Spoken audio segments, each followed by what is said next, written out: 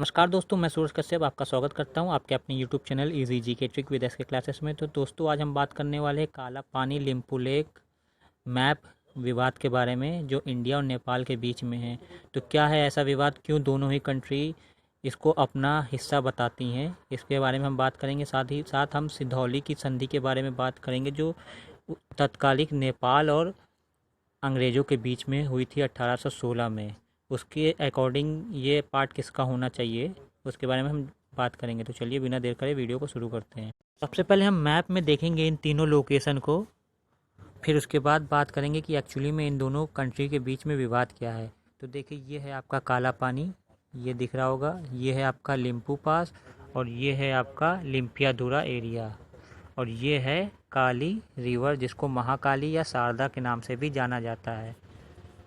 तो ये जो शारदा रिवर यानी काली रिवर है, यही इंडिया और नेपाल के बॉर्डर को डिफ़ाइन करती है।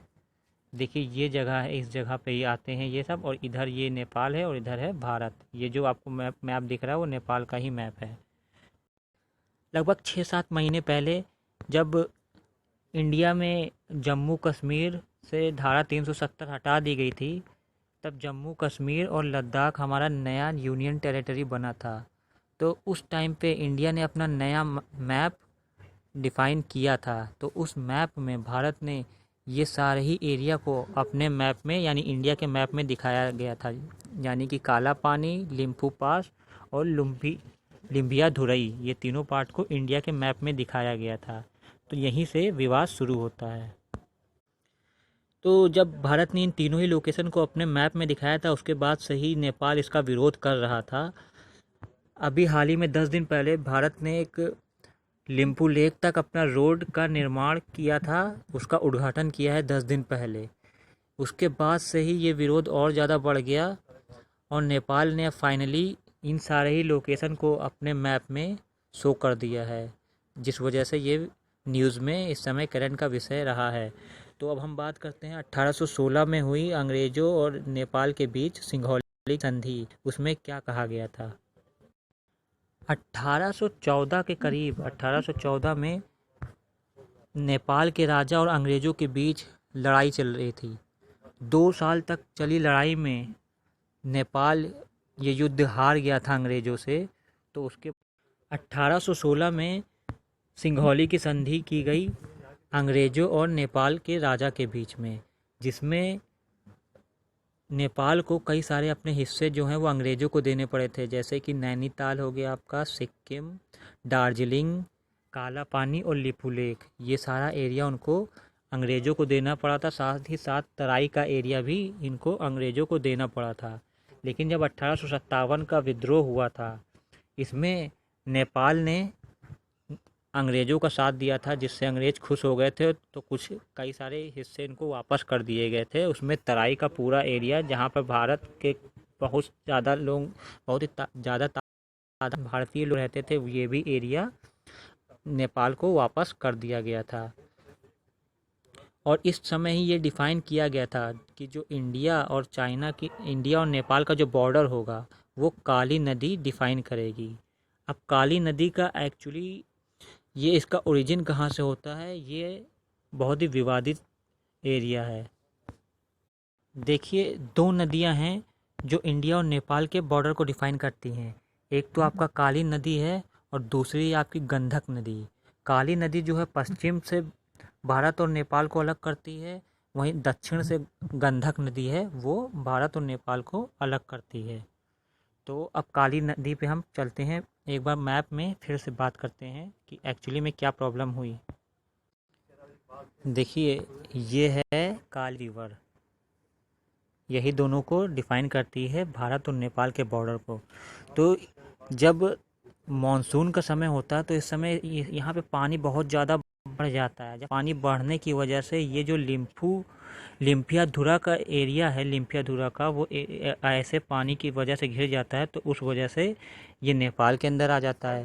तो अगर काली रिवर की हम बात करें, अगर काली रिवर डिफ़ाइन करेगी इन दोनों को, तो ये देखिए, ये लिम्पियाधुरा का एरिया पूरी तरीके से नेपाल में आ जाता है, तो नेपाल इस वजह से इस पे दावा करता है। लेकिन अगर वैसे समर की बात करें तो ये इसमें पानी कम हो जाता है, तो उस वजह से ये घूम के आ जाती है इंडिया के पार्ट में, क्योंकि यहाँ से रिवर का पानी कम हो जाता है, तो ये फिर इंडिया के पार्ट में आ जाता है। इस वजह से ये मेन रीज़न है इन दोनों कंट्री का विवाद का।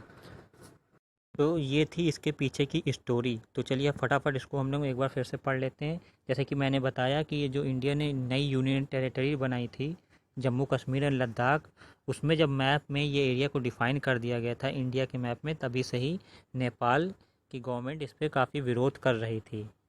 और अभी जब हाल ही में इंडिया ने जब यहाँ पे एक रोड बना दी है, तब से तो ये विवाद और ज़्यादा बढ़ गया है, जिसको देखते हुए नेपाल ने इसको अपने मैप में दिखा दिया है। ये मैं पहले ही बता चुका। देखिए, सबसे पहले अगर बात की जाए कि नेपाल ने सबसे पहले कब विरोध जताया था इसको अपने एरिया के लिए, तो वो जताया था 1997 में, जब पहली बार लिम्फू लेक पास को खोला गया था, ताकि मानसरोवर जिसको भी जाना है वो इंडिया से आसानी से जा सके। तब पहली बार नेपाल ने इसका विरोध किया था कि ये हमारा पार्ट है, तो हमसे एक बार डिस्कस करना चाहिए था इंडिया और नेपाल को। इस एरिया को इंडो चाइना वॉर जो कि 1962 में हुआ था, उसके बाद बंद कर दिया गया था, लेकिन अभी हाल ही में मई 2020 में इसको रीओपन कर दिया गया है, ताकि जितने भी श्रद्धालु हैं वो आराम से यहाँ जा सके। इसलिए इंडिया ने 22 किलोमीटर लंबे एक रोड का निर्माण किया है इस पास में, यानी लिम्फू लेक पास में। अलावा बात की जाए तो 1954 में ये लिम्फू लेक पास खोला गया था, ताकि इंडिया और चाइना के बीच में व्यापार हो सके। तो उस समय चाइना ने ये डिफ़ाइन किया था कि ये जो इंडियन गेटवे है, ये जो पास है वो इंडियन गेटवे है। वहीं नेपाल का कहना था कि ये जो लिम्फू लेक पास है वो गुंजी विलेज में आता है, उस वजह से ये गुंजी विलेज आता है ये नेपाल में, तो उस वजह से ये जो लिम्फू लेक हो गया वो भी एरिया होना चाहिए नेपाल का। क्योंकि जब अंग्रेज़ों ने कुछ भाग वापस किया था इनको, नेपाल को, तो उसमें गुंजी विलेज को भी वापस कर दिया गया था, तो इस वजह से भी ये विवाद उठ रहा था। 2015 में फिर से एक बार ट्रीटी साइन हुई इंडिया और चाइना के बीच में लिम्फू लेक पास को लेके, ताकि यहाँ से एक दूसरे के बीच में ट्रेडिंग की जा सके। तो इस बार फिर से नेपाल ने इसका प्रोटेस्ट किया था और काला पानी एरिया को भी क्लेम किया था कि ये भी हमारे एरिया ही है। 1998 में इंडिया और नेपाल के बीच में एक एग्रीमेंट साइन किया गया था, जिसमें ये डिफ़ाइन किया गया था कि इंडिया और नेपाल की बाउंड्री डिफ़ाइन कर दी जाएगी। साथ ही साथ ये काला पानी का जो विवाद है इसको भी सॉर्ट आउट कर लिया जाएगा।